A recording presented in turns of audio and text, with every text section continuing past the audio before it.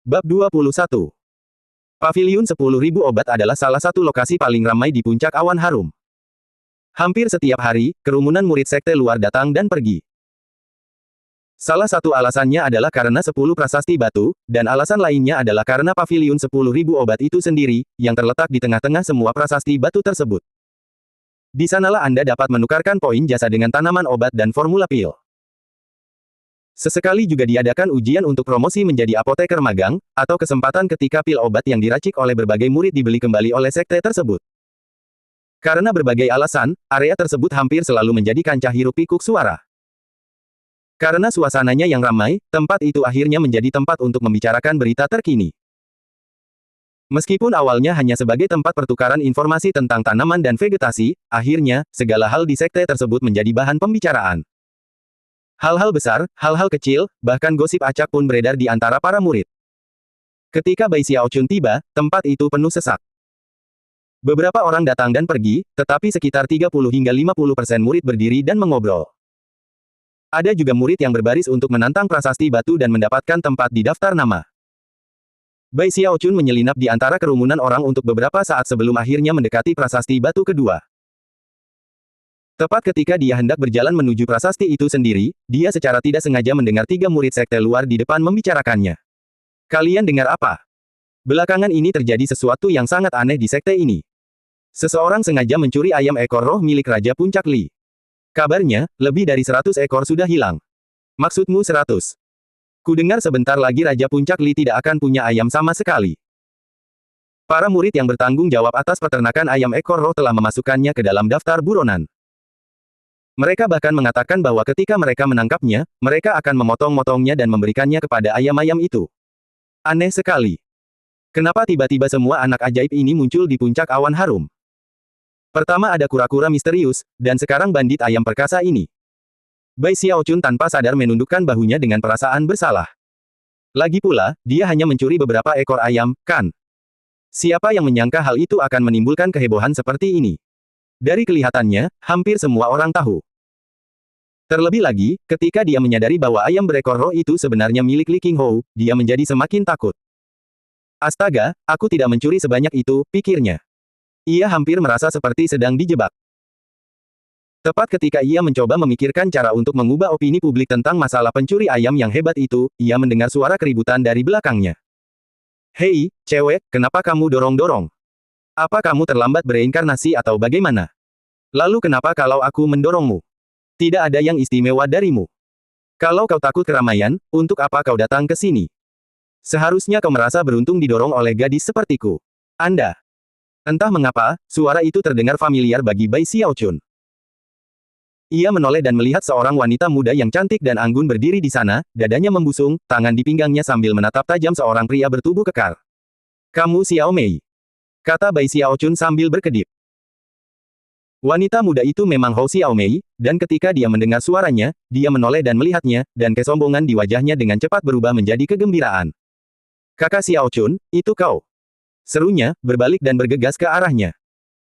Bahkan sebelum dia tiba, Bai Xiaochun merasakan aura hangat dan murni darinya menyentuh wajahnya. Hei, adik perempuan yang masih perawan, jawabnya sambil menatap Hou Xiao Mei yang lincah dan menawan. 1. Percakapan ini melibatkan permainan kata yang mustahil diterjemahkan secara langsung. Nama Hou Xiao Mei secara harfiah berarti, adik perempuan, jadi akan konyol memanggilnya, adik perempuan.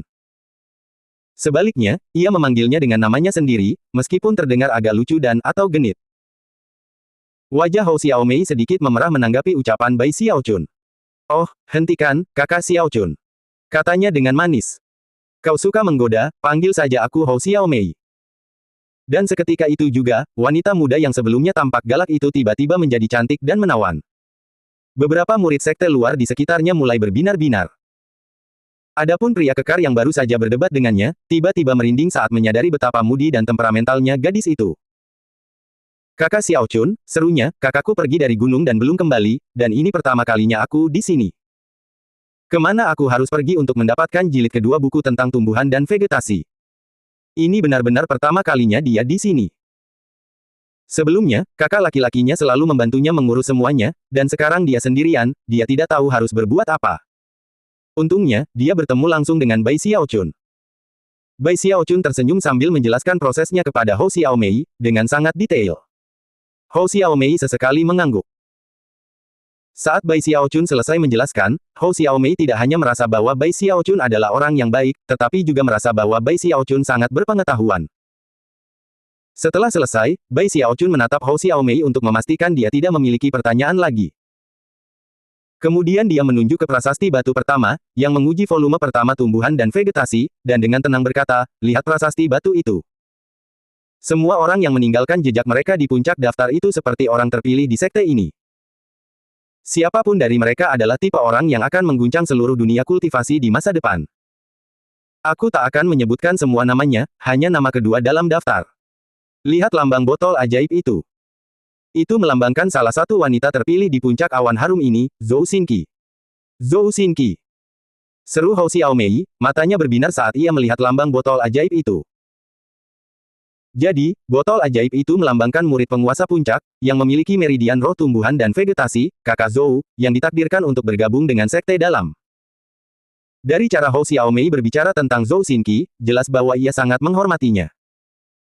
Mendengar penjelasan Bai Xiaochun tentang simbol botol ajaib itu tampaknya membuatnya semakin bersemangat. Bai Xiaochun terus menjelaskan berbagai hal dengan tenang untuk beberapa saat, sampai dia menyadari bahwa Hou Xiaomei tampaknya benar-benar terpaku pada botol ajaib itu, dan sama sekali tidak memperhatikan kura-kura yang jelas-jelas telah melampauinya. Dia merasa sedikit kesal. Lagi pula, bukankah tujuan utama penjelasannya adalah agar Hou Xiaomei memperhatikan kura-kura itu? Begitulah, Zhou Xinqi memang luar biasa, itulah sebabnya dia bisa meraih peringkat kedua di prasasti batu pertama tentang tumbuhan dan vegetasi. Dia memastikan untuk menekankan kata-kata, peringkat kedua. Hou Xiaomei terdiam sejenak, lalu mengerutkan kening. Juara kedua. Kura-kura di atas kakak Zhou itu mewakili siapa? Kelihatannya jelek sekali. Mendengar itu, Bai Xiaochun merasa jauh lebih bahagia. Dalam benaknya, dia memang perlu mendidik Hou Xiaomei sedikit lebih banyak. Dengan memasang sikap yang sangat serius, dia mulai berbicara dengan nada yang sangat sungguh-sungguh. Kau salah, Xiaomei. Tahukah kau bahwa kura-kura yang tampak keren itu sebenarnya mewakili murid yang paling misterius, mengagumkan, dan agung di seluruh sekte? Ada banyak legenda tentang orang ini. Setiap kali dia muncul, dia menyebabkan kehebohan besar di sekte tersebut, dan menjadi pusat perhatian. Murid-murid yang tak terhitung jumlahnya mengikuti setiap gerakannya, iri padanya, dan bahkan bersorak keras untuknya. Benarkah? Hou Xiaomei adalah gadis yang sederhana dan polos, dan perkataan Bai Xiaochun membuatnya menatap dengan terkejut dan skeptis. Kau harus tahu bahwa 2 bulan lalu, murid ini membuat heboh ketika dia menghancurkan harapan Zhou Xinqi untuk mendapatkan posisi pertama di ke-9 prasasti batu itu. Anda harus tahu bahwa pada penampilan debutnya, dia meraih posisi pertama dalam prasasti batu pertama. Dia melakukannya semudah membalikkan tangannya. Anda harus tahu bahwa Zhou Xinqi sendiri menyaksikan kejadian itu. Selama 7 hari berikutnya, dia tidak tidur maupun beristirahat. Dia menantang prasasti batu itu berulang kali, tetapi bahkan setelah dia melakukan semua yang dia bisa, dia masih berada di posisi kedua, dan terpaksa mengakui kekalahan. Kau harus tahu bahwa aku, Bai Xiaochun, Bai Xiaochun sangat bersemangat, dan pada akhirnya, dia ingin mengungkapkan dirinya sebagai tuan kura-kura yang perkasa, tetapi menahan diri di saat-saat terakhir. Waktu yang ideal untuk mengungkapkan identitasnya adalah di depan banyak orang. Melakukannya di depan seorang gadis muda saja terlalu sia-sia. Apakah semua itu benar? Tanya Hou Xiaomei, matanya bersinar seterang bintang-bintang yang berkilauan di malam tanpa bulan. Ia kini menatap kura-kura kecil itu, wajahnya yang memerah menunjukkan kekaguman yang mendalam. Tentu saja itu benar, jawab Bai Xiaochun sambil menghela napas dalam hati. Dalam benaknya, ia baru saja melakukan hal yang sangat baik, yaitu membantu meluruskan jalan seorang anak yang tersesat. Merasa sangat puas, ia mengibaskan lengan bajunya dan mengabaikan kekaguman Hou Xiaomei saat ia menuju ke prasasti batu kedua. Dia menerobos kerumunan dengan cara menyikut, lalu menunggu sebentar sampai giliran dia tiba. Dia harus menunggu beberapa saat sampai salah satu pondok kayu kosong, setelah itu dia melangkah masuk melalui pintu dan menghilang. Bagian dalam pondok kayu itu tampak sama seperti pondok terakhir yang pernah ia masuki.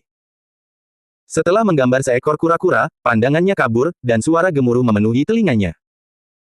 Ketika ia bisa melihat lagi, ia kembali berada di ruang kosong yang familiar itu. Kali ini tidak ada suara dingin yang terdengar. Sebaliknya, tanaman dan vegetasi yang terfragmentasi langsung muncul di depannya. Karena Bai Xiaochun sudah siap menghadapi ini, matanya berbinar dan tangannya bergerak cepat. Dalam sekejap mata, satu demi satu tanaman spiritual dirangkai. Waktu berlalu.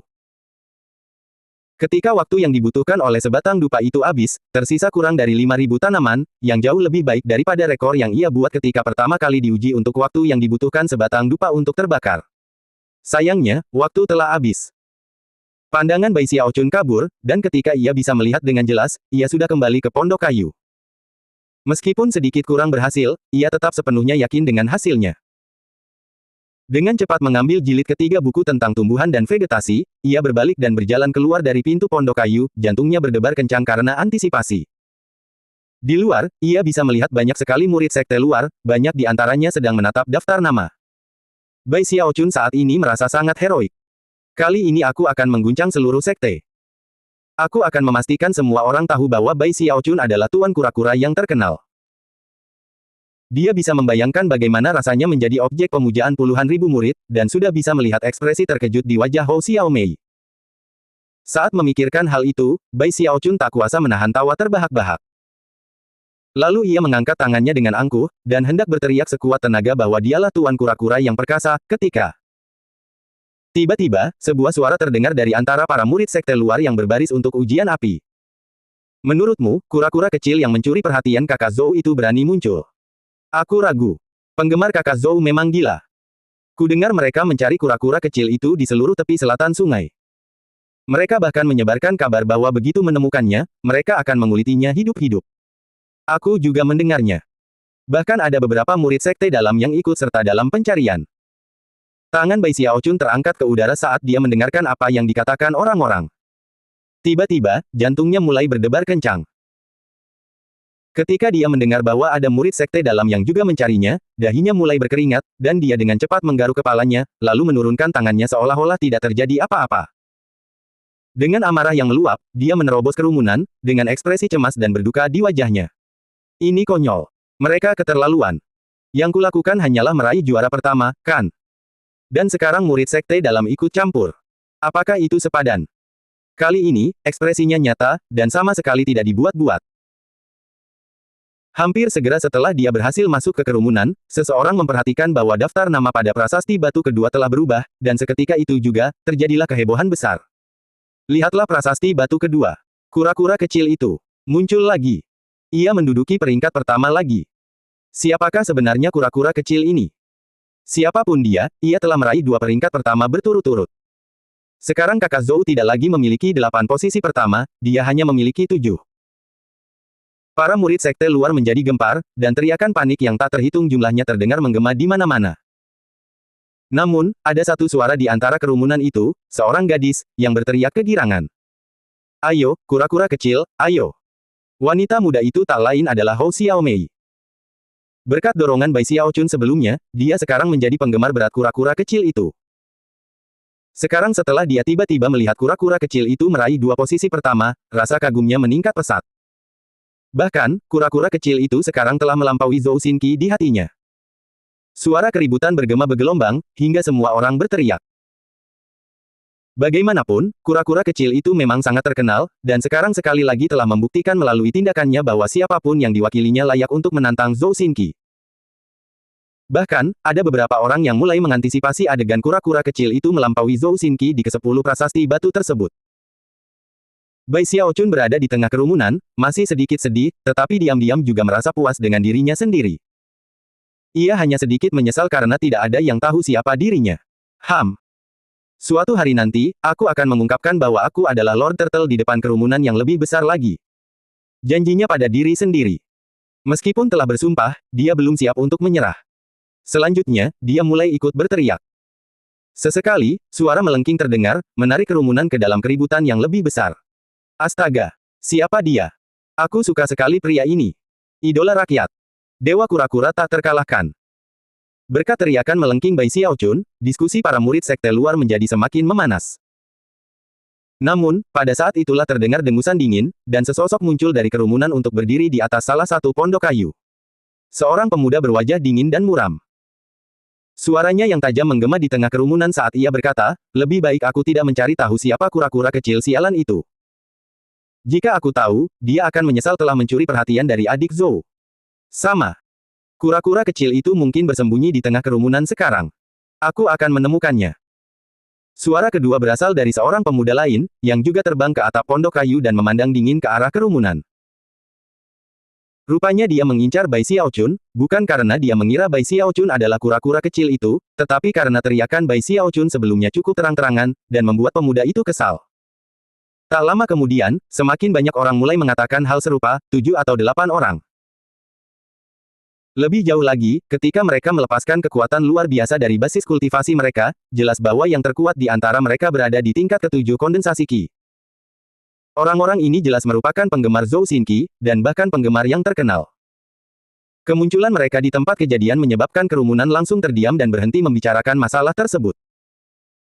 Namun, di dalam hati, sebagian besar orang merasa jengkel dengan apa yang terjadi, dan semakin membenci para pemuda itu. Meskipun semua orang menyukai Zhou Xinqi, dia hanyalah satu orang. Para murid yang hadir bukanlah orang bodoh, dan sebenarnya mengagumi seseorang yang mampu menantang Zhou Xinqi berdasarkan kemampuan individu. Ketika Bai Xiaochun mendapati dirinya menjadi sasaran tatapan tajam pemuda itu, dia merasa kurang percaya diri. Namun, setelah mempertimbangkan bahwa ada begitu banyak orang di sekitar yang tidak berani disinggung oleh pemuda itu, Bai Xiaochun membalas tatapan tajam itu dengan tatapan yang mengatakan, jika kau berani melakukan sesuatu padaku, aku akan melawan sampai mati. Pada titik kebuntuan ini, seberkas cahaya melesat menembus udara ke arah paviliun 10.000 obat, di mana sesosok anggun terlihat. Sosok itu tak lain adalah Zhou Xinqi. Ini kakak Zhou. Kakak Zhou akan datang. Kebuntuan pun berakhir. Begitu para murid sekte luar melihat Zhou Xinqi, senyum merekah di wajah mereka. 7 atau 8 pemuda yang merupakan penggemarnya dengan cepat menarik kembali basis kultivasi mereka. Dengan penuh percaya diri dan santai, mereka berjabat tangan dengan Zhou Xinqi. Zhou Xinqi datang karena pertama, dia sudah mendengar tentang perubahan daftar peringkat di prasasti batu kedua, dan kedua, dia memiliki urusan lain yang harus diurus.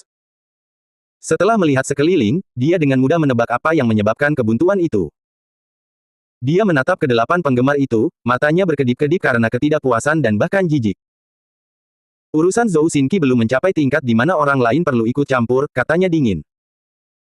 Lagi pula, jika seorang murid terpilih baru muncul di puncak awan harum, itu adalah sesuatu yang menguntungkan bagi sekte secara keseluruhan. Jika kalian membiarkan hal seperti ini terjadi lagi, maka jangan salahkan adik junior kalian karena kehilangan kesabarannya. Suaranya tajam seperti pedang, dan ke-8 penggemar itu tampak marah. Namun, mereka tidak berani berkata apa-apa. Zhou Xinqi mendongak ke arah kura-kura kecil di prasasti batu kedua, dan hatinya dipenuhi semangat pantang menyerah. Dia memandang ke arah kerumunan dan berkata dengan suara dingin dan angkuh, siapapun adik junior yang kebetulan melampauiku dalam prasasti batu untuk jilid pertama dan kedua tumbuhan dan vegetasi, jika kau masih berkeliaran di tengah kerumunan dan tidak ingin menunjukkan wajah aslimu, maka silakan saja. Lakukan sesukamu. Para murid sekte luar di sekitarnya bersorak sebagai tanggapan. Bagi sebagian besar dari mereka, Zhou Xinqi adalah sang terpilih sejati dari puncak awan harum. Bai Xiaochun berdiri di tengah kerumunan, merenungkan bahwa Zhou Xinqi memang pantas menjadi yang terpilih. Kata-katanya barusan sungguh luar biasa. Ia mendongak sejenak sambil berpikir. Ia dapat dengan jelas mendengar kesombongan dalam kata-katanya, dan yang paling membuatnya menghela napas bukanlah karena ia tidak ingin mengungkapkan dirinya. Tidak, melainkan niat membunuh yang terpancar dari mata para penggemarnya yang memujanya. Ekspresi Zhou Xinqi tenang saat ia dengan dingin berbicara kepada seluruh hadirin. Bapak dan Ibu sekalian, saya datang ke sini untuk alasan lain hari ini, dan saya berharap dapat memperoleh dukungan dari Anda semua. Kata-katanya seketika membuat semua orang bersemangat, dan semua orang menunggu dengan penuh hormat untuk melihat apa yang akan dia katakan selanjutnya. Ketenangan puncak awan harum telah terganggu akhir-akhir ini. Guruku, Li Qinghou, telah kehilangan cukup banyak ayam berekor roh. Saat ini beliau sedang berada di luar sekte, dan kemungkinan besar tidak terlalu peduli dengan masalah ini. Namun, sebagai muridnya, aku memiliki tanggung jawab untuk melakukan sesuatu. Aku sangat berharap semua muridku akan bekerja keras untuk menangkap pencuri ayam ini. Jika ada yang berhasil menangkapnya, aku akan memberikan hadiah berupa liontin giok berharga. Bahkan saat berbicara, Zhou Xinqi mengeluarkan liontin giok hijau dari dalam jubahnya. Liontin itu memancarkan cahaya lembut yang menunjukkan bahwa itu adalah barang yang luar biasa. Ini adalah benda yang kutemukan beberapa tahun lalu yang memiliki kekuatan pertahanan yang ampuh. Saat suaranya bergema, banyak murid sekte luar menatap liontin giok itu, dan ekspresi gembira terlihat di wajah banyak dari mereka. Beberapa bahkan mulai meneriakkan berbagai janji. Jangan khawatir, kakak Zhou. Pencuri ayam itu tidak akan punya tempat untuk bersembunyi. Beraninya dia mencuri ayam milik penguasa puncak. Pencuri ayam ini sangat berani. Kami pasti akan mengawasi masalah ini dengan saksama. Tak lama kemudian, hampir semua orang di kerumunan berteriak memberikan jaminan bahwa mereka akan membantu, terutama para penggemar Zhou Xinqi, yang matanya menyala-nyala saat mereka berteriak lebih keras dari yang lain. Bai Xiaochun berdiri di tengah kerumunan, agak tercengang. Para murid di sekitarnya semakin bersemangat, dan dia merasa seperti angin dingin menerpa punggungnya. Namun, dia masih belum mau menyerah. Bahkan hanya memikirkan rasa lapar yang disebabkan oleh latihan teknik hidup abadi saja sudah membuat keringat mengucur di dahinya. Pikirannya berpacu saat dia mencoba mencari ide, dan sesaat kemudian, matanya berbinar. Tiba-tiba, dia menepuk dadanya dan meneriakkan suaranya menembus kerumunan. Kakak Zhou, aku, Bai Xiaochun, pasti akan menyelesaikan misi ini, meskipun aku harus mendaki gunung yang penuh dengan pedang atau berenang ke dasar tong berisi minyak mendidih. Aku akan menangkap pencuri ayam ini. Suaranya yang melengking tak bisa diabaikan, dan sambil berbicara, ia menerobos maju untuk berdiri di depan kerumunan. Cara dia memasuki ruangan membuat banyak mata tertuju padanya, begitu pula dengan caranya menepuk dadanya sendiri dengan keras. Bahkan penggemar Zhou Xinqi pun merasa sedikit kewalahan, dan Zhou Xinqi sendiri tak kuasa menahan diri untuk tidak menoleh ke arahnya.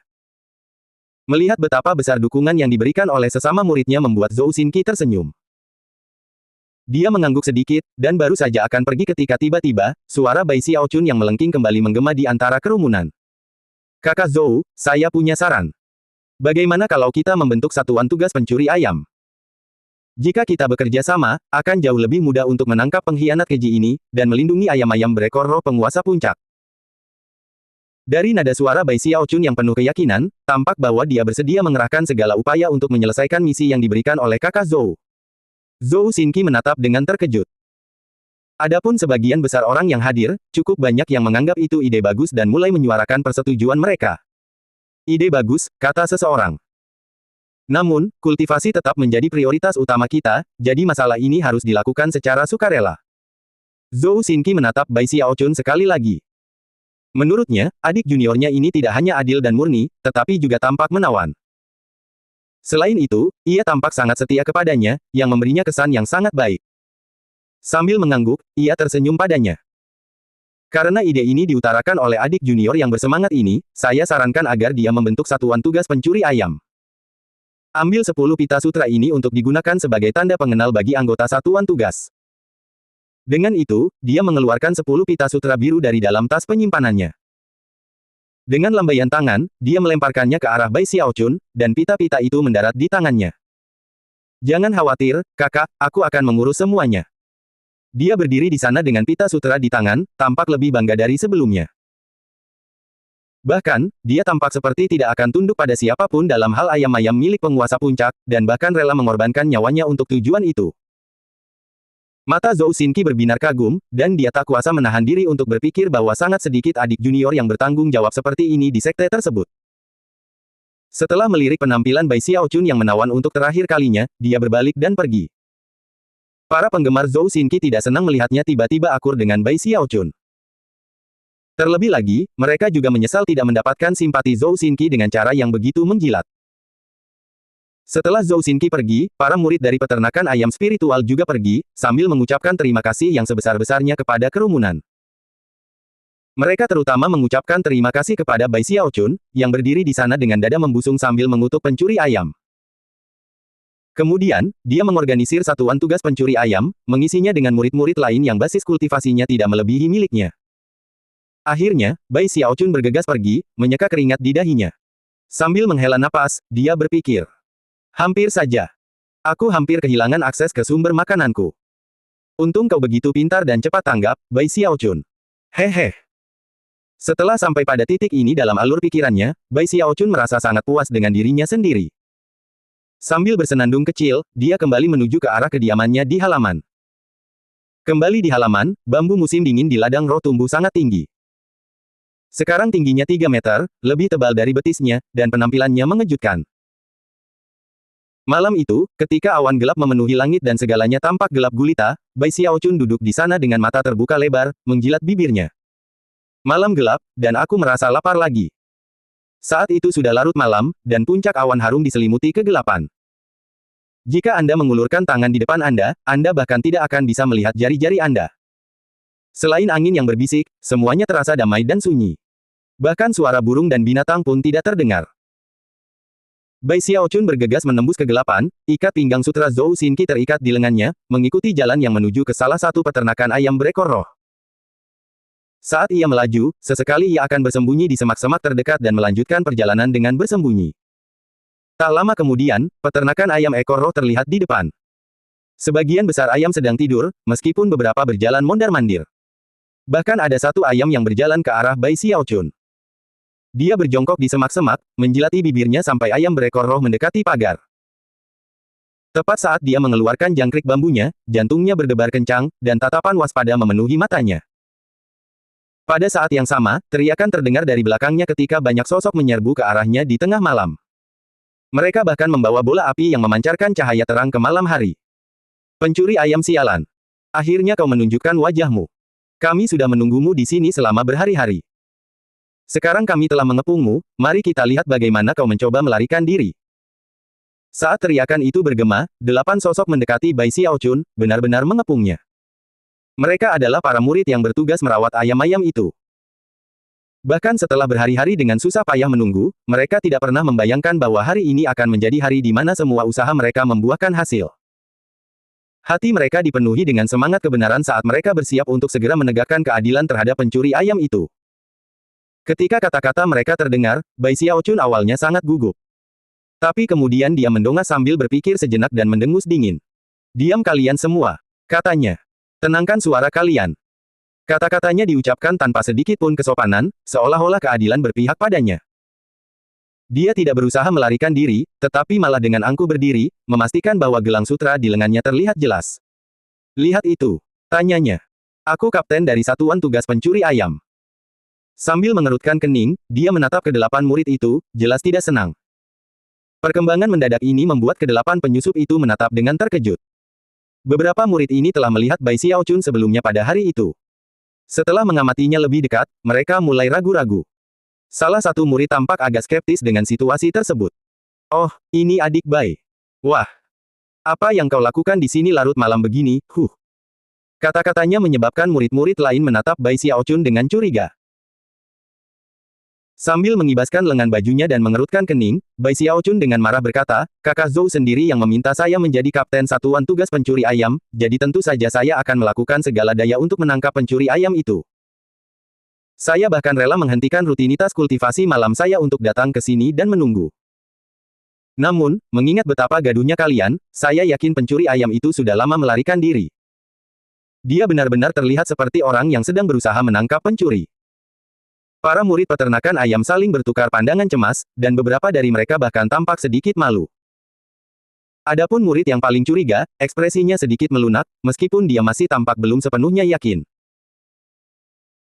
Melihat bahwa kecurigaan mereka belum sepenuhnya hilang, Bai Xiaochun mendengus dingin dan, sebelum ada yang bisa mengajukan pertanyaan lebih lanjut, dia memutuskan untuk mengambil inisiatif dan membebankan tanggung jawab kepada mereka. Pantas saja kalian kehilangan begitu banyak ayam ekor roh. Kalian benar-benar lalai. Lihat ke sana, pagar kalian bahkan rusak. Dia menunjuk ke sebuah tempat di mana memang ada lubang di pagar, meskipun tidak terlalu terlihat. Lubang itu sebenarnya dibuat oleh seekor ayam ekor roh yang sedang ia curi beberapa waktu lalu. Para murid peternakan ayam itu melihat ke arah yang ditunjuk Bai Xiaochun, dan ketika mereka melihat lubang itu, ekspresi terkejut muncul di wajah mereka. Memang benar bahwa mereka selama ini tidak terlalu memperhatikan detail kecil seperti ini. Dan lihatlah ayam berekor roh itu. Bagaimana kalian berencana melindunginya setelah ia berjalan jauh-jauh ke sini? Bai Xiaochun tampak semakin marah, bahkan sampai meninggikan suaranya, membuat wajah para murid peternakan ayam memerah karena malu. Menurut penyelidikanku, tempat ini adalah lokasi paling terpencil di peternakan ayam. Kalian seharusnya menjaga tempat ini dengan sangat ketat. Tapi lihat, aku sudah di sini sejak lama sebelum kalian semua muncul. Semakin Bai Xiaochun berbicara, semakin marah dia. Pada akhirnya, dia menghela napas panjang. Bagaimana kalian berharap bisa menangkap pencuri seperti ini, Berdasarkan pengalamanku menangkap pencuri, jika dugaanku benar, maka inilah lokasi di mana ayam-ayam paling banyak dicuri. Begitu kata-kata itu keluar dari mulutnya, para murid peternakan ayam mulai gemetar di dalam hati. Saling bertukar pandang, mereka melihat keterkejutan di mata masing-masing. Berdasarkan informasi yang mereka miliki, memang inilah lokasi di mana mereka kehilangan ayam paling banyak. Faktanya, itulah alasan mengapa mereka memutuskan untuk berjaga di sini. Bai Xiaochun telah tepat sasaran, menyebabkan seluruh kelompok memandanginya dengan kekaguman yang semakin besar. Bahkan murid yang paling mencurigainya kini merasa bahwa dia telah salah. Pertama, dia memikirkan bagaimana Bai Xiaochun telah mengorbankan waktu kultivasinya untuk datang menangkap pencuri itu, dan kemudian dia ingat betapa antusias dan penuh tanggung jawabnya dia tampak sebelumnya pada hari itu. Akhirnya, murid itu menarik napas dalam-dalam, menyatukan kedua tangannya, dan membungkuk dalam-dalam. Adik Bai, mohon jangan terlalu tersinggung dengan apa yang saya katakan tadi. Terima kasih banyak atas pengorbananmu. Kami akan segera memperbaiki tempat ini, dan pasti akan menambah penjagaan di area ini. Semua orang lainnya juga saling bertepuk tangan, memikirkan betapa langkanya menemukan seseorang yang seantusias Bai Xiaochun. Dia jelas berusaha membantu mereka, dan itu membuat mereka semakin menyesal atas impulsifnya mereka sebelumnya. Bai Xiaochun menghela napas, lalu dengan sungguh-sungguh memberikan beberapa nasihat lagi sebelum berbalik pergi. Saat ia berjalan pergi, kedelapan murid itu sekali lagi berjabat tangan dan membungkuk, sangat terharu oleh apa yang baru saja dilakukannya. Adik Bai adalah pria yang sangat baik. Begitu Bai Xiaochun menghilang dari pandangan, angin dingin menerpa punggungnya, dan dia menyadari bahwa dia berkeringat deras karena nyaris celaka. Namun, perutnya masih keroncongan, jadi dia memutuskan untuk pergi ke dua peternakan ayam lainnya untuk melihat apakah masih ada kesempatan untuk bergerak.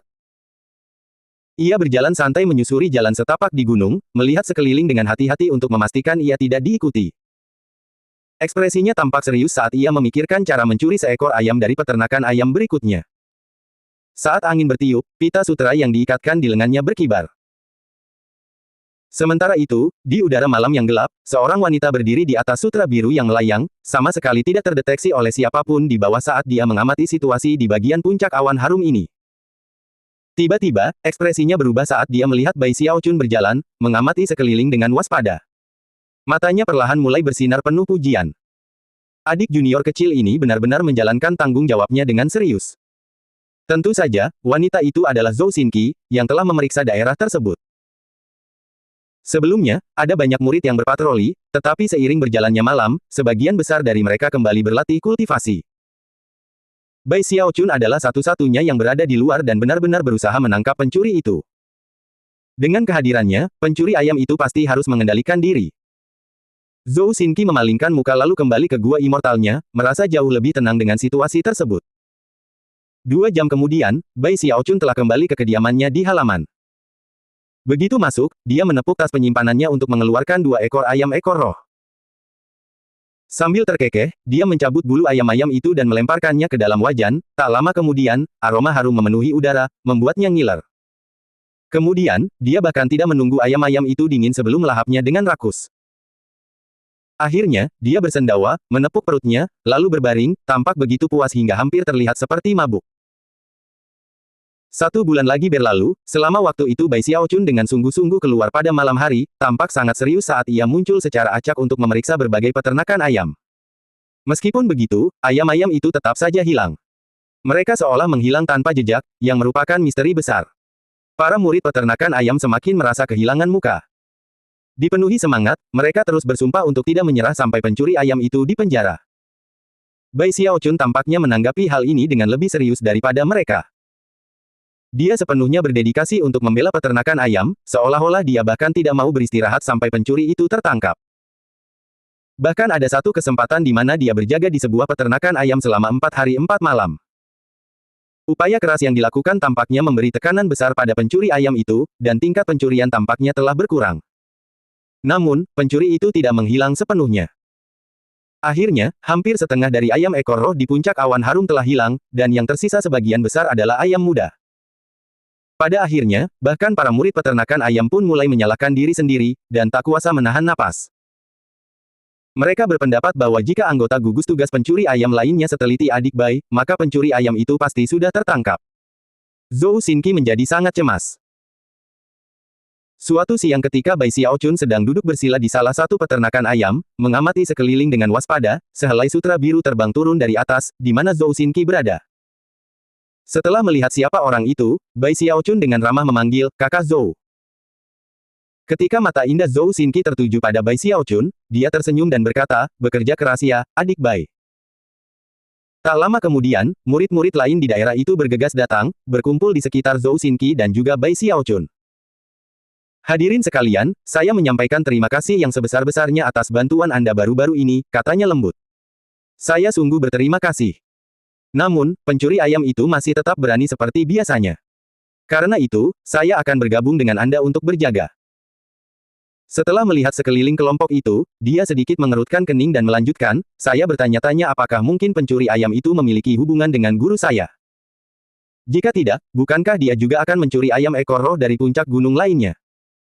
Sebaliknya, dia tampaknya hanya menargetkan ayam-ayam milik guru saya." Ketika Bai Xiaochun mendengar itu, matanya mulai berbinar terang, dan dia hampir saja menepuk pahanya. Apa yang dikatakan Zhou Xinqi sangat masuk akal, dan saat dia memikirkannya, dia tanpa sadar melirik ke arah puncak kuali ungu. Perlahan, matanya menyipit untuk menutupi kilatan licik yang terpancar di dalamnya. Setelah Zhou Xinqi menampakkan diri, banyak pengagumnya mulai berbondong-bondong ke daerah tersebut. Tak lama kemudian, kerumunan besar berkumpul di peternakan ayam ekor roh di puncak awan harum. Pencuri ayam itu kini tak mampu berbuat apa-apa, dan pada hari-hari berikutnya, tak seekor pun ayam ekor roh hilang. Meskipun begitu, pencuri ayam yang misterius dan tak terduga itu sudah sangat terkenal.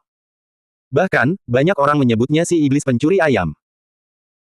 Ia telah menimbulkan kehebohan di antara para murid sehingga dianggap setara dengan pemilik kura-kura kecil sebagai salah satu tokoh paling misterius di puncak awan harum. Bahkan, para murid sekte luar di puncak-puncak hijau dan puncak kuali ungu pun pernah mendengar tentangnya. Sekarang setelah pencuri ayam itu tampaknya menghilang, Zhou Xinqi merasa jauh lebih baik. Meskipun dia tidak pernah ditangkap, ketika dia memikirkan betapa kerasnya Bai Xiaochun bekerja selama sebulan terakhir atau lebih, dia akhirnya tetap memberinya liontin giok sebagai bentuk penyemangat. Ketika masalah itu akhirnya berakhir, kesungguhan dan pengabdian Bai Xiaochun telah menyebabkan cukup banyak murid sekte luar lainnya memperhatikan betapa murni, menawan, dan berdedikasinya dia. Bai Xiaochun duduk di halaman rumahnya di puncak awan harum, memandang liontin giok yang ada di tangannya. Setelah mengaktifkannya dengan energi spiritual, liontin itu mulai bersinar dengan cahaya hijau lembut yang menyelimuti tubuhnya. Selanjutnya, ia melakukan gerakan mantra dengan tangan kirinya, menyebabkan pedang kayunya muncul. Pedang itu berputar di udara lalu melesat kembali ke arah Bai Xiaochun. Namun, begitu mengenai cahaya hijau, seolah-olah tiba-tiba tersangkut genangan air, menyebabkan kecepatannya melambat secara signifikan. "Sungguh harta karun," gumamnya, sambil menyimpan pedang kayu dan menggenggam liontin giok di tangannya, merasa sedikit malu. "Ah, sudahlah, tidak masalah. Li Qinghou adalah guru Zhou Xinqi, tapi dia juga mentorku. Bahkan, mengingat hubungan kami, mungkin aku harus memanggilnya paman." Sambil berdeham, Bai Xiaochun menyimpan liontin giok itu, lalu berdiri dan meregangkan badan dengan malas. Setelah memakan lebih dari setengah ayam milik Li Qinghou, teknik hidup abadi miliknya berkembang pesat. Sekarang sudah lebih dari 70% selesai. Tentu saja, ayam berekor roh itu mengisi kembali energi vitalnya, bukan energi spiritualnya. Namun, meskipun basis kultivasinya masih berada di tingkat keempat kondensasi Qi, ia telah mengalami kemajuan dan lebih halus dari sebelumnya.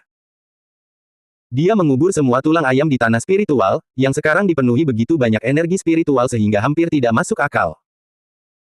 Adapun bambu musim dingin spiritualnya, sekarang tingginya lebih dari 2 meter, dan tidak lagi sepenuhnya hijau zamrud. Bintik-bintik gelap mulai muncul di dalam warna hijau tersebut. Yang terpenting dari semuanya adalah ekor roh, yang dapat menghasilkan api 3 warna. Bai Xiaochun telah mengumpulkannya, dan sekarang memiliki beberapa ratus ekor. Setiap kali dia memikirkan api 3 warna yang dapat dihasilkan oleh ekor roh, hatinya dipenuhi dengan antisipasi. "Aku tidak terburu-buru dengan basis kultivasiku. Selama aku bisa mendapatkan cukup pil obat, aku bisa melakukan peningkatan spiritual 3 kali lipat dan maju dengan kecepatan terbang. Yang terpenting adalah membuat kemajuan dengan kulit abadiku." Hampir segera setelah pikiran itu terlintas di benaknya, perut Bai Xiaochun mulai berbunyi. Awalnya dia melihat ke arah peternakan ayam puncak awan harum, tetapi kemudian dia berbalik ke arah puncak kuali ungu. "Kakak tertua ada di puncak kuali ungu, aku ingin tahu bagaimana kabarnya akhir-akhir ini." Sambil memikirkan semua hal yang telah terjadi di offense, dia bergegas keluar dari halaman rumahnya, menuruni gunung, dan menuju puncak Kuali Ungu. Dari 3 gunung di tepi selatan Sekte Aliran Roh, puncak-puncak hijau berfokus pada pedang, puncak awan harum berkonsentrasi pada obat spiritual, dan puncak Kuali Ungu unggul dalam teknik sihir dan peningkatan spiritual. Lebih jauh lagi, teknik paling mendasar di tepi selatan, seni pengendalian Kuali Ki Ungu, sebenarnya berasal dari puncak Kuali Ungu. Bai Xiaochun berjalan menyusuri jalan setapak menuju puncak Kuali Ungu, dan ketika sampai di sana, hari sudah menjelang malam. Dia mendongak ke arah gunung yang diselimuti awan dan kabut. Di ketinggian, dia hanya bisa melihat bayangan-bayangan kecil yang berkelebat di antara berkas cahaya prismatik. Dia menghela napas. Aku penasaran kapan aku bisa mendapatkan semacam harta karun terbang, lalu melakukan hal seperti itu. Maka duniaku akan benar-benar terbuka, dan aku akan benar-benar berada di jalan menuju kehidupan abadi. Dengan mata berbinar penuh antisipasi, ia mulai mendaki puncak Kawah Ungu. Meskipun dia bukan murid puncak Kuali Ungu, sebagai murid sekte luar, dia berhak pergi ke berbagai gunung. Sambil berjalan, dia bertanya kepada beberapa orang tentang tempat tinggal Zhang Dahai. Berkat sikapnya yang menawan, dia hampir langsung mendapatkan jawaban, dan dengan cepat bergegas ke arah yang ditunjukkan. Kediaman si gemuk besar Zhang terletak di bagian gunung yang berbeda dibandingkan dengan lokasi Bai Xiaochun di puncak awan harum. Kediamannya berada di sisi gunung yang terkena sinar matahari, di mana energi spiritualnya lebih kuat. Tidak banyak tempat tinggal di sini. Tempat tinggal itu tersebar seperti bintang di langit malam, tampaknya mengikuti pola tertentu. Meskipun sudah malam dan cahayanya tidak terlalu terang, masih terlihat kabut yang berputar-putar dan tanaman spiritual yang melimpah, yang semuanya memberikan tempat itu nuansa surgawi. Sambil menarik napas dalam-dalam, Bai Xiaochun memandang sekeliling dengan iri. Kakak sulung benar-benar punya koneksi di sekte ini. Aku tidak percaya dia bisa mendapatkan tempat seperti ini. Jauh lebih baik daripada tempatku. Hanya perlu sedikit mencari untuk menemukan kediaman si gemuk Zhang. Halaman rumahnya dipenuhi rumput liar, seolah-olah tidak ada yang merawatnya selama berabad-abad. Bai Xiaochun ternganga kaget, lalu mengetuk gerbang utama. Namun, tidak ada respons. Apakah aku salah tempat? Pikirnya. Bahkan saat ia berdiri di sana, terkejut, pintu depan bangunan di dalam halaman perlahan terbuka, dan sesosok kurus muncul, memegang pedang terbang di tangan kanannya. Cahaya perak redup berkelap-kelip di sekitar tangan kirinya saat ia berjalan keluar dengan susah payah. Tampak kelelahan, lalu dengan lesu berkata, "Siapa itu?" Bahkan sebelum kata-kata itu keluar dari mulut pria itu, dia tiba-tiba melihat Bai Xiaochun berdiri di seberang halaman, dan sebuah getaran menjalari tubuhnya. Ekspresi gembira muncul di wajahnya, seolah-olah dia baru saja melihat kerabatnya. Tiba-tiba, dia terbang ke depan, mendorong gerbang utama hingga terbuka, lalu berdiri di sana menatap Bai Xiaochun. Kemudian dia tertawa terloutli dan berkata, "Adik junior ke-9. Siapa kau?" Bai Xiaochun menjawab sambil mundur, matanya membelalak. Meskipun orang ini tampak familiar karena suatu alasan, Bai Xiaochun sama sekali tidak bisa mengenalinya. Ia memiliki fitur wajah rata-rata, dan sangat kurus. Meskipun ia tidak bisa digambarkan hanya tinggal tulang dan kulit, ia hampir mencapai titik itu. Matanya bersinar penuh semangat, namun tampak cekung. Dari tingkat kultivasinya, ia tampaknya berada di lingkaran besar tingkat keempat kondensasi Qi. Ketika pemuda kurus kering itu melihat ekspresi Bai Xiaochun, dia tampak seperti hendak menangis. "Si gendut ke-9, ini aku, si gendut besar," katanya. Dengan wajah penuh kesedihan, ia melanjutkan, "Si gendut ke-9, kau tidak tahu betapa aku menderita selama setahun terakhir. Tuanku sangat menuntut. Begitu aku sampai di sini, dia bilang dia tidak suka orang gendut, dan aku harus kelaparan selama setengah tahun." "Setengah tahun, si gendut ke-9. Tahukah kau bagaimana penampilanku setelah setengah tahun? Butuh waktu lama bagiku untuk menambah berat badan sebanyak ini." Pemuda kurus kering ini tak lain adalah si gendut besar Zhang, yang kini berdiri di sana sambil menangis. Bai Xiaochun mengamatinya dengan saksama. Setelah mendengar ceritanya, dan memastikan bahwa dia benar-benar kakak sulungnya, Bai Xiaochun terkejut. Kakak sulung yang dia ingat, dan orang yang berdiri di depannya ini, tampak seperti dua orang yang sangat berbeda. "Apakah ada dendam antara kau dan gurumu?" tanya Bai Xiaochun dengan penuh simpati. "Dasar perempuan tua cerewet. Aku." Zhang si gemuk besar mengucapkan beberapa kata, tetapi kemudian gemetar dan tidak berani melanjutkan. Sambil menarik Bai Xiaochun ke halaman rumahnya, dia berkata, "Adik junior ke-9, aku rindu oven. Tidak ada yang bisa bertahan hidup di tempat seperti ini. Aku tidak pernah kenyang selama berada di sini, ditambah lagi tidak ada cara bagiku untuk menghasilkan uang. Ah, aku sangat lapar. Kemudian dia mulai menceritakan kepada Bai Xiaochun semua yang telah terjadi padanya sejak dia tiba. Saat Bai Xiaochun mendengarkan kisah pahit itu, dia tiba-tiba menyadari bahwa keputusannya untuk mulai mencuri ayam adalah hal yang benar. Dia menatap tubuh kurus Zhang Si gemuk, lalu menghela napas dan menepuk bahunya yang kurus kering. Karena kakak sedang dalam kesulitan, maka adik akan membantu. Tunggu saja di sini selama sebatang dupa terbakar. Aku akan segera kembali. Zhang Si gemuk ternganga kaget saat Bai Xiaochun berbalik dan meninggalkan halaman. Dalam perjalanannya mendaki gunung, Bai Xiaochun telah mencatat lokasi peternakan ayam berekor roh di puncak Kuali Ungu. Memanfaatkan kegelapan malam, dia tiba-tiba menghilang. Zhang Si gemuk besar tidak tahu apa yang sedang terjadi, dan juga tidak memiliki petunjuk tentang apa yang mungkin dilakukan Bai Xiaochun.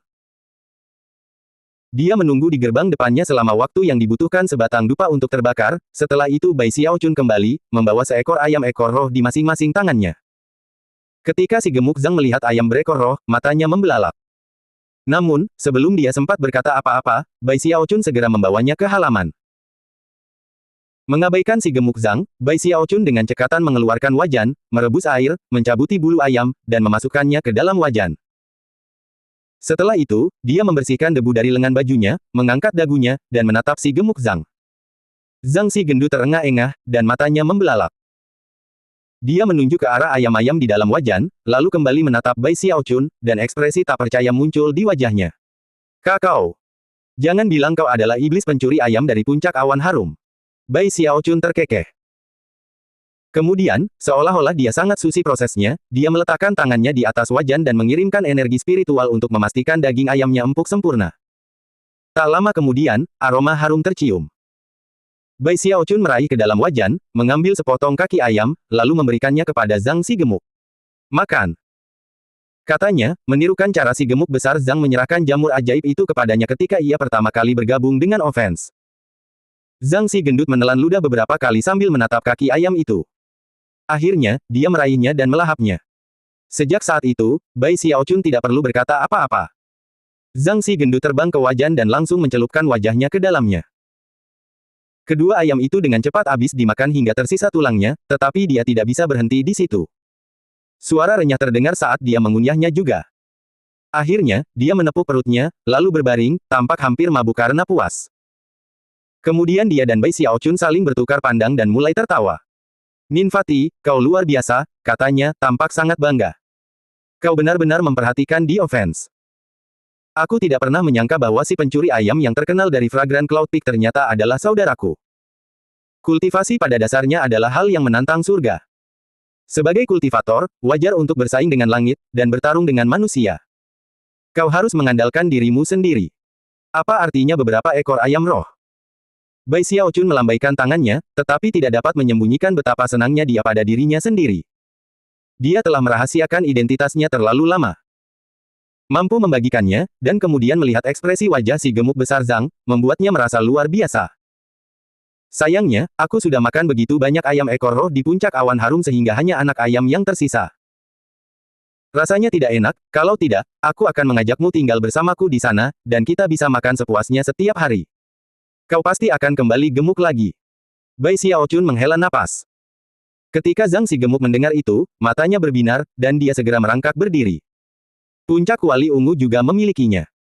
Sisi barat, selatan, dan utara gunung semuanya memilikinya. Mereka dijaga oleh 2 shift sehari, setiap shift diisi oleh 7 murid. Zhang Si gemuk besar melanjutkan penjelasannya secara lebih rinci. Setelah selesai, ia mendapati Bai Xiaochun menatapnya dengan ekspresi aneh. Zhang Si gemuk besar berdeham dan berkata, setelah mendengar tentang iblis pencuri ayam, aku memutuskan untuk mencoba melakukan hal yang sama seperti dia. Sayangnya, ayam-ayam itu terlalu sulit dicuri. Begitu kau mendekat, mereka mulai berisik. Aku tidak hanya gagal mencuri ayam, aku hampir tertangkap. Zhang Si gemuk besar tampak sedikit malu dengan semuanya. Bai Xiaochun tertawa, lalu mendekati Zhang Si gemuk dan mulai membisikkan sesuatu. Perlahan-lahan, mata Zhang Si gemuk mulai bersinar semakin terang, dan dia bahkan terengah-engah. Kemudian Bai Xiaochun mengeluarkan belalang bambunya, dan setelah beberapa saat senyum lebar menghiasi wajah mereka dan mereka mulai terkekeh. Tak lama kemudian, tawa terdengar dari dalam halaman, dan kedengarannya menakutkan. Sejak hari itu, Bai Xiaochun mulai lebih sering mengunjungi Zhang Si Gemuk, dan Lamp Gradually, ayam berekor roh dari puncak wali ungu mulai menghilang. Setiap malam, dua bandit ayam besar beraksi. Satu mencuri, yang lain berjaga. Tak lama kemudian, para murid puncak wali ungu gempar, dan semua orang membicarakan masalah tersebut. Kau dengar? Si pencuri ayam dari puncak awan harum telah mengincar puncak wali ungu. Aku benar-benar melihatnya terjadi. Si pencuri ayam itu bukan orang, melainkan tim yang terdiri dari dua orang.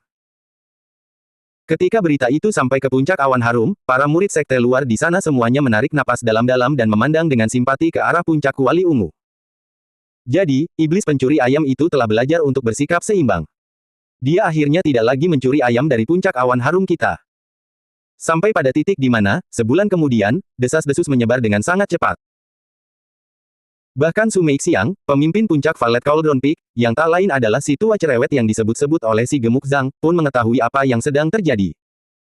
Bai Xiaochun dan si Gemuk Zhang tidak punya pilihan selain menghentikan aktivitas mereka. Setelah berdiskusi bersama, mereka memutuskan untuk pergi menyelamatkan gadis ketiga Hei. Oleh karena itu, mereka berdua pergi ke puncak Green Crest. Hei yang ketiga, si gadis kecil, sedikit lebih kurus, tetapi tidak terlalu mencolok. Namun, kini ia memancarkan aura yang agak menggoda, yang membuat Bai Xiaochun dan Zhang Si gendut hampir tak bisa berkata-kata.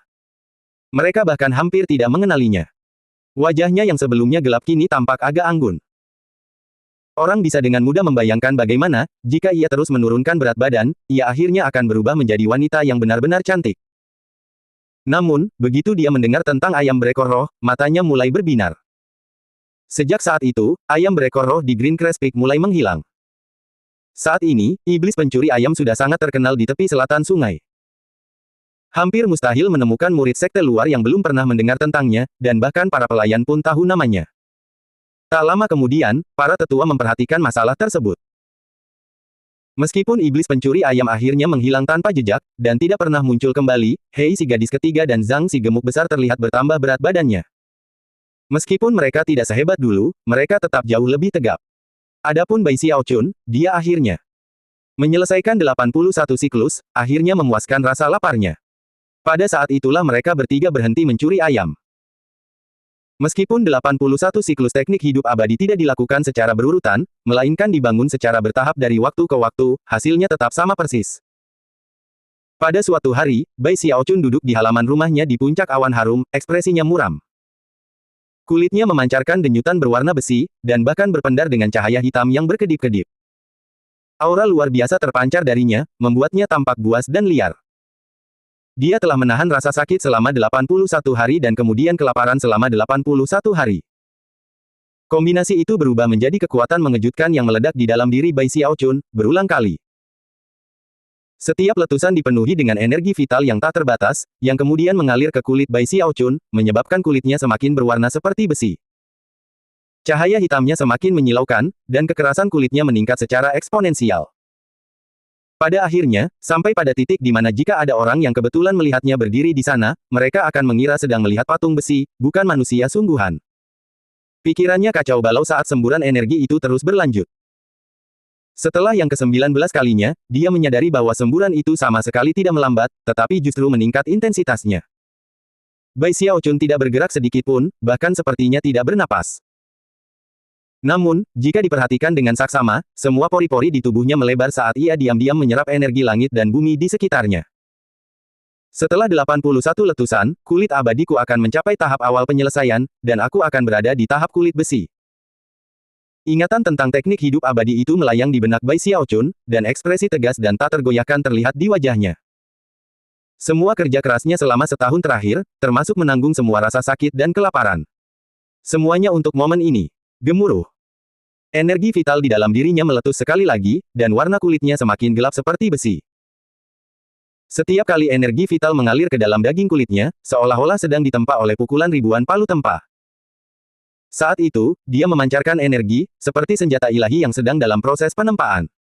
RUUUMMMBLLE 28 kali, 30 kali, 40 kali, 48 kali. Waktu berlalu. 3 hari kemudian, Bai Xiaochun tetap berada di tempat yang sama persis. Meskipun tidak ada orang yang bisa mendengar apapun, baginya, suara itu terdengar seperti guntur yang tak berujung bergemuruh di telinganya.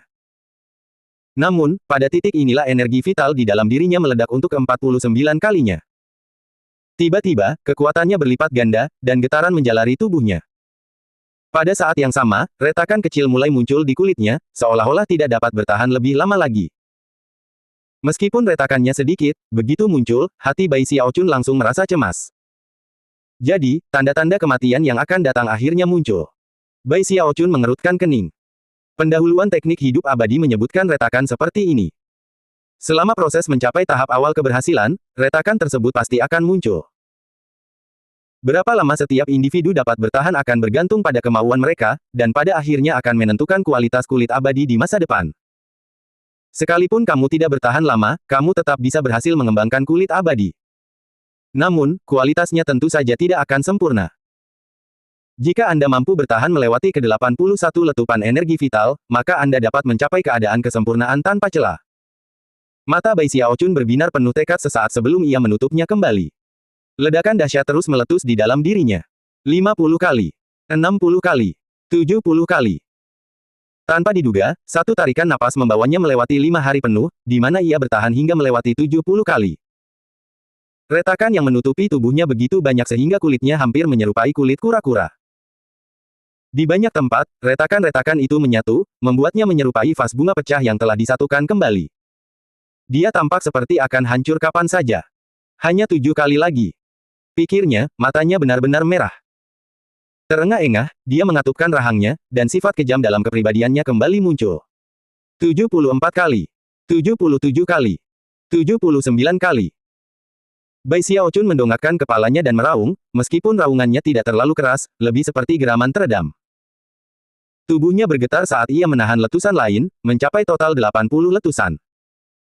Energi vital mengalir ke kulitnya yang, meskipun dipenuhi retakan, sekuat besi. Siapapun yang melihatnya pasti akan terkejut. Yang terakhir, katanya. Saat semburan energi vital terakhir keluar, dia tiba-tiba mengulurkan tangan kanannya dan membantingnya ke tanah.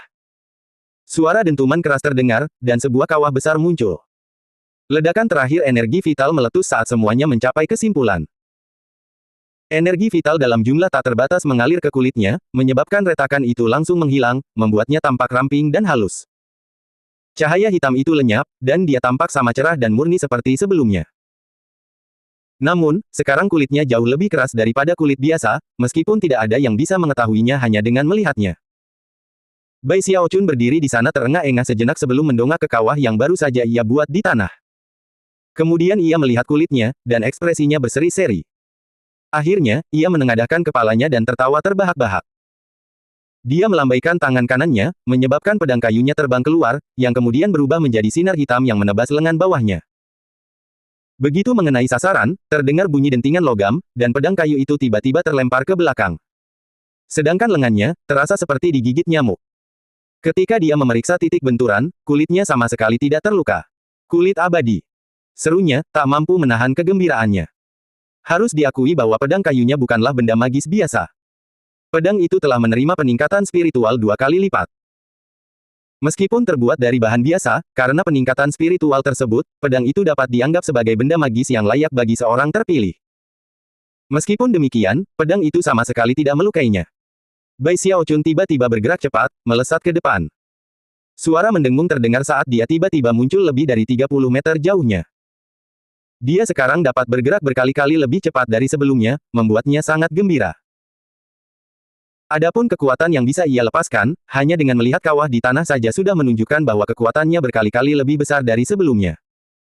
Terlebih lagi, ini baru tahap awal keberhasilan kulit abadi. Meskipun tidak bisa dikatakan bahwa ia telah sepenuhnya melepaskan tubuh fananya, ia jelas jauh berbeda dari sebelumnya. Dengan kekuatan pertahanan seperti ini, pikirnya, aku, Bai Xiaochun, akan jauh lebih aman di jalan menuju kehidupan abadi. Bai Xiaochun sangat senang dengan dirinya sendiri. Selanjutnya, dia memeriksa basis kultivasinya dan melihat bahwa dia juga telah membuat kemajuan yang cukup besar dalam aspek itu. Dia sekarang berada di lingkaran besar tingkat keempat kondensasi Qi. Selain itu, ini bukanlah lingkaran besar biasa. Karena cara energi spiritual dikompresi di dalam dirinya, kualitasnya jauh melampaui kultivator biasa pada tahap yang sama dengannya. Merasa sangat puas, dia berlari beberapa putaran mengelilingi halaman, lalu tiba-tiba berhenti, matanya berbinar. Mengangkat tangan kanannya ke depan, dia mengulurkan ibu jari dan jari telunjuknya membentuk huruf O. Kemudian dia menjepitnya bersamaan, menyebabkan cahaya hitam muncul di atasnya. Meskipun tidak terjadi apa-apa, suara retakan terdengar di udara di depannya. Dengan mata membelalak, dia berbalik dan berlari ke batu terdekat, di mana sekali lagi dia membuat cahaya hitam memancar dari kedua jarinya. Begitu dia menjepitkan jari-jarinya, terdengar suara retakan saat batu itu meledak seperti sepotong tahu. Ia kembali bergerak dengan cepat, muncul di samping bambu roh musim dingin, yang kini tingginya lebih dari 9 meter. Setelah mengidentifikasi batang bambu yang paling keras, ia menjepitkan jari-jarinya. Terdengar suara dentuman keras saat bambu itu hancur berkeping-keping. Bai Xiaochun menarik napas dalam-dalam dan duduk di tanah, lalu menatap kedua jarinya, dan cahaya hitam yang perlahan memudar dari jari-jari itu. Setelah beberapa saat berlalu, dia menghela napas panjang. Jadi, itu adalah cengkeraman pencekik tenggorokan, iya. Gumamnya pelan. Itu adalah salah satu sihir rahasia dari teknik hidup abadi, sesuatu yang hanya bisa dilepaskan setelah mencapai tahap pertama keberhasilan awal. Konon, itu bisa menggandakan kekuatan seseorang, dan tidak bisa ditangkis. Baru saja, Bai Xiaochun baru menggunakan sekitar 50% dari kekuatan penuhnya. Dia bahkan tidak bisa membayangkan betapa dahsyat dan menakutkannya sihir rahasia itu jika dia melepaskan kekuatan penuhnya. Dari apa yang Bai Xiaochun ketahui, sihir rahasia seperti itu seharusnya digunakan untuk membunuh orang. Setelah berpikir sejenak dalam diam, dia sampai pada kesimpulan bahwa meskipun brutal, dia tetap perlu mempraktikannya dengan sungguh-sungguh. Karena itu, dia mulai bergerak bola-balik di halaman rumahnya, menyebabkan kilatan cahaya hitam dan suara retakan bergema. Waktu berlalu. Dalam sekejap mata, setengah bulan telah berlalu. Selama waktu itu, Bai Xiaochun tidak pernah meninggalkan halamannya. Dia tetap di sana berlatih sepanjang waktu. Tentu saja, dia tidak mungkin tahu bahwa setelah berbulan-bulan pergi, Li Qinghou akhirnya kembali ke Sekte Aliran Roh, dan saat ini terbang di udara di atas seberkas cahaya hijau, menuju langsung ke puncak awan harum. Setelah mendarat, dan sebelum sempat beristirahat, dua pancaran cahaya melesat keluar dari puncak Green Crest dan puncak Violet Cauldron dan menuju ke arahnya. Tak lama kemudian, ia dapat melihat sosok seorang lelaki tua di salah satu pancaran cahaya tersebut. Ia tampak seperti pedang tajam yang terhunus, dan memancarkan energi unik dari seorang kultivator tingkat pendirian fondasi. Di antara pancaran cahaya lainnya, tampak seorang wanita anggun.